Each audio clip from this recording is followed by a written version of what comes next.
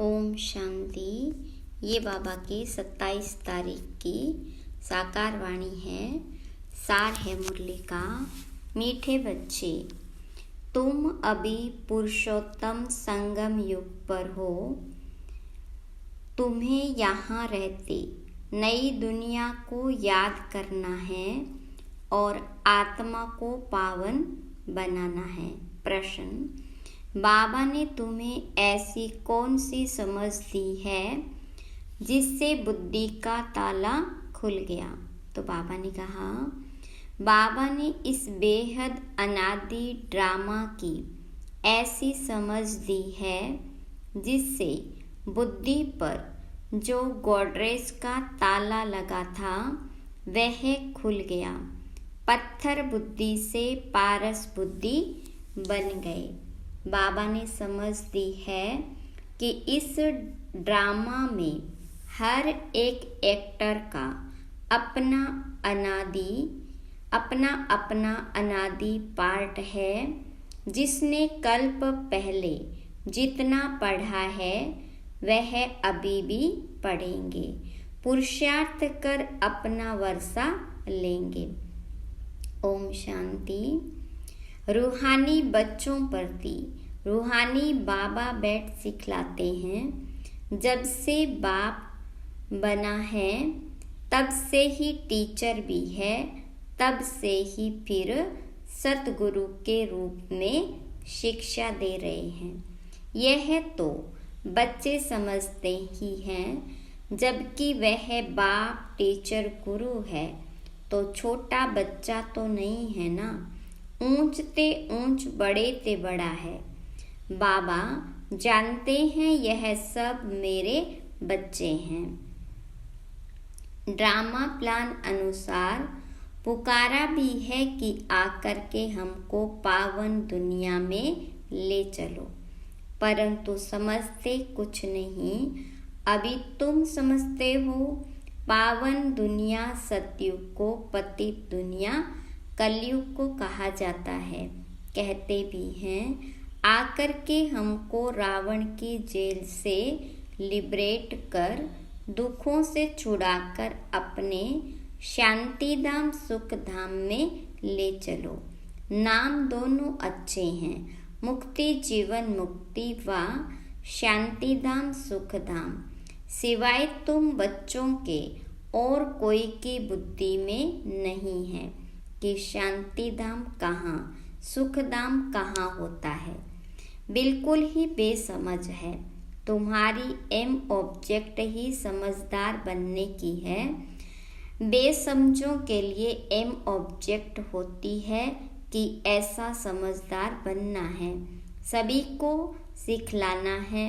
यह है M object.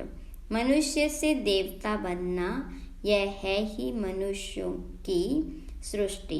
वह है देवताओं की सृष्टि। सतयुग में है देवताओं की सृष्टि, तो जरूर मनुष्यों की सृष्टि कलयुग में होगी। अब मनुष्य से देवता बनना है तो जरूर पुरुषोत्तम संगम युग भी होगा। वह है देवताएं, यह है मनुष्य। देवताएं हैं समझदार, बाबा ने ही ऐसा समझदार बनाया है। बाबा जो विश्व का मालिक है, भल मालिक बनता नहीं है, परंतु गाया तो जाता है ना। बेहद का बाप बेहद का सुख देने वाला है। बेहद का सुख होता ही है नई दुनिया में, और बेहद का दुख होता है पुरानी दुनिया में। देवताओं के चित्र भी तुम्हारे सामने उन्हों का गायन है। आजकल तो 5 भूतों की भी पूजा होती रहती है। अभी बाबा तुमको समझाते हैं, तुम हो पुरुषोत्तम संगम युग पर। तुम्हारे में भी नंबरवार पुरुषार्थ अनुसार जानते हैं। हमारी एक टांग स्वर्ग में, एक टांग नरक में है। रहते तो यहाँ है, परंतु बुद्धि नई दुनिया में है। और जो नई दुनिया में ले जाते हैं उनको याद करना है। बाबा की याद से ही तुम पवित्र बनते हो। यह शिव बाबा बैठ समझाते हैं। शिव जयंती मनाते तो जरूर है, परंतु शिव बाबा कब आया, क्या आकर किया, यह कुछ भी पता नहीं है। शिवरात्रि मनाते हैं और कृष्ण की जयंती मनाते हैं। वही अक्षर जो कृष्ण के लिए कहते वह शिव बाबा के लिए तो नहीं कहेंगे, इसलिए उनकी फिर शिवरात्रि कहते हैं। अर्थ कुछ नहीं समझते। तुम बच्चों को तो अर्थ समझाया जाता है। अथाह दुख है। कलयुग के अंत में फिर अथाह सुख होते हैं सतयुग में। यह तुम बच्चों को अभी ज्ञान मिला है। तुम आदि मध्य अंत को जानते हो। जिन्होंने कल्प पहले पढ़ा है वही अब पढ़ेंगे। जिसने जो पुरुषार्थ किया होगा वही करने लगेंगे और ऐसा ही पद भी पाएंगे। तुम्हारी बुद्धि में पूरा चक्र है। तुम ही ऊंचते ऊंच पद पाते हो, फिर तुम उतरते भी ऐसे हो। बाबा ने समझाया है, यह जो भी मनुष्यों की आत्माएं हैं, माला है ना, सब नंबरवार आती है। हर एक एक्टर को अपना अपना पार्ट मिला हुआ है। किस समय किसको क्या पार्ट बजाना है, यह अनादि बना बनाया ड्रामा है जो बाबा बैठ समझाते हैं। अब जो तुमको बाबा समझाते हैं वह अपने भाइयों को समझाना है। तुम्हारी बुद्धि में है कि हर 5000 वर्ष बाद बाबा आकर हमको समझाते हैं। हम फिर भाइयों को समझाते हैं। भाई भाई आत्मा के संबंध में है। बाबा कहते हैं, इस समय तुम अपने को अशरीरी आत्मा समझो। आत्मा को ही अपने बाप को याद करना है पावन बनने के लिए। आत्मा पवित्र बनती है तो फिर शरीर भी पवित्र मिलता है। आत्मा अपवित्र तो जेवर भी अपवित्र नंबरवार तो होते ही हैं। फीचर्स एक्टिविटी एक न मिले दूसरे से। नंबरवार सब अपना अपना पार्ट बजाते हैं, फर्क नहीं पड़ सकता। नाटक में वही सीन देखेंगे जो कल देखी होगी, वही रिपीट होगी ना। यह फिर बेहद का और कल का ड्रामा है। कल तुमको समझाया था, तुमने राजाई ली, फिर राजाई गवाई। आज फिर समझ रहे हो राजाई पाने लिए। आज भारत पुराना नरक है, कल नया स्वर्ग होगा। तुम्हारी बुद्धि में है, अभी हम नई दुनिया में जा रहे हैं। श्रीमत पर श्रेष्ठ बन रहे हैं। श्रेष्ठ जरूर श्रेष्ठ सृष्टि पर रहेंगे। यह लक्ष्मी नारायण श्रेष्ठ है तो श्रेष्ठ स्वर्ग में रहते हैं। जो भ्रष्ट हैं वो नरक में रहते हैं। यह राज तुम अभी समझते हो। इस बेहद के ड्रामा को जब कोई अच्छी रीति समझे तब बुद्धि में बैठे। शिवरात्रि भी मनाते हैं परंतु जानते कुछ भी नहीं। तो अब तुम बच्चों को रिफ्रेश करना होता है। तुम फिर औरों को भी रिफ्रेश करते हो। अभी तुमको ज्ञान मिल रहा है, फिर सद्गति को पा लेंगे। बाबा कहते हैं, मैं स्वर्ग में नहीं आता हूँ, मेरा पार्ट ही है पतित दुनिया को बदल पावन दुनिया बनाना। वहाँ तो तुम्हारे पास कारून का खजाना होता है, यहाँ तो कंगाल है। इसलिए बाबा को बहुत बुलाते हैं, आकर बेहद का वर्षा दो। कल्प कल्प बेहद का वर्षा मिलता है, फिर कंगाल भी हो जाते हैं। चित्रों पर समझाओ तब समझ सके। पहले नंबर में लक्ष्मी नारायण, फिर 84 जन्म लेते मनुष्य बन गए। यह ज्ञान अभी तुम बच्चों को मिला है। तुम जानते हो आज से 5000 वर्ष पहले आदि सनातन देवी देवता धर्म था। जिसको वैकुंठ पैराडाइज डीटी वर्ल्ड भी कहते हैं। अभी तो नहीं कहेंगे, अभी तो डेविल वर्ल्ड है। डेविल वर्ल्ड की एंड डीटी वर्ल्ड की आदि का अब है संगम। यह बातें अभी तुम समझते हो और कोई के मुख से सुन न सको। बाबा ही आकर इनका मुख लेते हैं। मुख किसका लेंगे समझते नहीं हैं।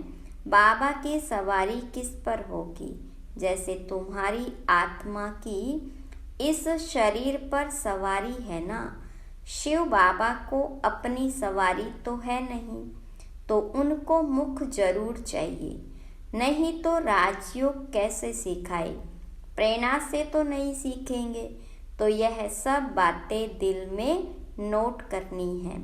परमात्मा की भी बुद्धि में सारी नॉलेज है ना, तुम्हारी भी बुद्धि में यह बैठना चाहिए। यह नॉलेज बुद्धि से धारण करनी है। कहा भी जाता है तुम्हारी बुद्धि ठीक है ना। बुद्धि आत्मा में रहती है, आत्मा ही बुद्धि से समझ रही है। तुम्हारी पत्थर बुद्धि किसने बनाई? अभी समझते हो रावण ने हमारी बुद्धि क्या बना दी है। कल तुम ड्रामा को नहीं जानते थे। बुद्धि को एकदम गोडरेज का ताला लगा हुआ था। गोड अक्षर तो आता है ना। बाबा जो बुद्धि देते हैं वह बदलकर पत्थर बुद्धि हो जाती है। फिर बाबा आकर ताला खोलते हैं। सतयुग में है ही पारस बुद्धि। बाबा आकर सबका कल्याण करते हैं। नंबरवार सबकी बुद्धि खुलती है, फिर एक दो के पीछे आते रहते हैं। ऊपर में तो कोई रह न सके, पतित वहाँ रह न सके। बाबा आग पावन बनाकर पावन दुनिया में ले जाते हैं। वहाँ सब पावन आत्माएं रहती है। वह है निराकारी सृष्टि। तुम बच्चों को अभी सब मालूम पड़ गया है, इसलिए अपना घर भी जैसे बहुत नज़दीक दिखाई पड़ता है। तुम्हारा घर से बहुत प्यार है। तुम्हारे जैसा प्यार तो कोई का है नहीं। तुम्हारे में भी नंबरवार है। जिनका बाबा के साथ लव है, उनका घर के साथ भी लव है। मुर्बी बच्चे होते हैं ना, तुम समझते हो। यहाँ जो अच्छी रीति पुरुषार्थ कर मुर्बी बच्चा बनेंगे वही ऊंच पद पाएंगे। छोटे अथवा बड़े शरीर के ऊपर नहीं है। ज्ञान और योग में जो मस्त है वह बड़े हैं। कई छोटे छोटे बच्चे भी ज्ञान योग में तीखे हैं, तो बड़ों को पढ़ाते हैं। नहीं तो कायदा है बड़े छोटों को पढ़ाते हैं। आजकल तो मिडगेड भी हो जाते हैं। यूं तो सब आत्माएं मिडगेड है। आत्मा बिंदी है, उनको क्या वजन करे। सितारा है। मनुष्य लोग सितारा नाम सुन ऊपर में देखेंगे। तुम सितारा नाम सुन अपने को देखते हो। धरती के सितारे तुम हो। वह है आसमान के जो जड़ हैं, तुम चैतन्य हो। उनमें तो फेर बदल कुछ नहीं होता। तुम तो 84 जन्म लेते हो। कितना बड़ा पार्ट बजाते हो। पार्ट बजाते बजाते चमक डल हो जाती, बैटरी डिस्चार्ज हो जाती। फिर बाबा आकर भिन्न भिन्न प्रकार से समझाते हैं। क्योंकि तुम्हारी आत्मा उझाई हुई है। ताकत जो भरी थी वह खलास हो गई। अब फिर बाबा द्वारा ताकत भरते हो। तुम अपनी बैटरी चार्ज कर रहे हो। इसमें माया भी बहुत विघ्न डालती है, बैटरी चार्ज करने नहीं देती। तुम चैतन्य बैटरियां हो। जानते हो बाबा के साथ योग लगाने से हम सतो प्रधान बनेंगे। अभी तमो प्रधान बने हैं उस हद की पढ़ाई और इस बेहद की पढ़ाई में बहुत फर्क है। कैसे नंबरवार सब आत्माएं ऊपर जाती है, फिर अपने समय पर पार्ट बजाने आना है। सबको अपना अविनाशी पार्ट मिला हुआ है। तुमने यह 84 का पार्ट कितनी बार बजाया होगा, तुम्हारी बैटरी कितनी बार चार्ज और डिस्चार्ज हुई है। जब जानते हो हमारी बैटरी डिस्चार्ज है, तो फिर चार्ज करने में देरी क्यों करनी चाहिए। परंतु माया बैटरी चार्ज करने नहीं देती। माया बैटरी चार्ज करना तुमको भुला देती है, घड़ी घड़ी बैटरी डिस्चार्ज करा देती है। कोशिश करते हो बाबा को याद करने की, परंतु कर नहीं सकते हो। तुम्हारे में जो बैटरी चार्ज कर सतो प्रधान तक नज़दीक आते हैं, उनसे भी कभी कभी माया गफलत कराए बैटरी डिस्चार्ज कर देती है। यह पिछाड़ी तक होता रहेगा। फिर जब लड़ाई का अंत होता है तो सब खत्म हो जाते। फिर जिसकी जितनी बैटरी चार्ज हुई होगी उस अनुसार पद पाएंगे। सभी आत्माएं बाबा के बच्चे हैं। बाबा ही आकर सबकी बैटरी चार्ज कराते हैं। खेल कैसा वंडरफुल बना हुआ है। बाबा के साथ योग लगाने से घड़ी घड़ी हट जाते हैं तो कितना नुकसान होता है। न हटे उसके लिए पुरुषार्थ कराया जाता है। पुरुषार्थ करते करते जब समाप्ति होती है तो फिर नंबरवार पुरुषार्थ अनुसार तुम्हारा पार्ट पूरा होता है। जैसे कल्प कल्प होता है, आत्माओं की माला बनती रहती है। तुम बच्चे जानते हो रुद्राक्ष की माला है, विष्णु की भी माला है। पहले नंबर में तो उनकी माला रखेंगे ना। बाबा दैवी दुनिया रचते हैं तो जैसे रुद्र माला है वैसे रुंडे माला है। ब्राह्मणों की माला अभी नहीं बन सकेगी, बदली सदली होती रहेगी। फाइनल तब होंगे जब रुद्र माला बनेगी। यह ब्राह्मणों की भी माला है, परंतु इस समय नहीं बन सकती। वास्तव में प्रजापिता ब्रह्मा की सब संतान है। शिव बाबा के संतान की भी माला है, विष्णु की भी माला कहेंगे। तुम ब्राह्मण बनते हो तो ब्रह्मा की और शिव की भी माला चाहिए। यह सारा ज्ञान तुम्हारी बुद्धि में नंबरवार है। सुनते तो सभी हैं, परंतु कोई का उस समय की कानों से निकल जाता है। सुनते ही नहीं, कोई तो पढ़ते ही नहीं, उनको पता ही नहीं भगवान पढ़ाने आए हैं, पढ़ते ही नहीं हैं। यह पढ़ाई तो कितना खुशी से पढ़नी चाहिए।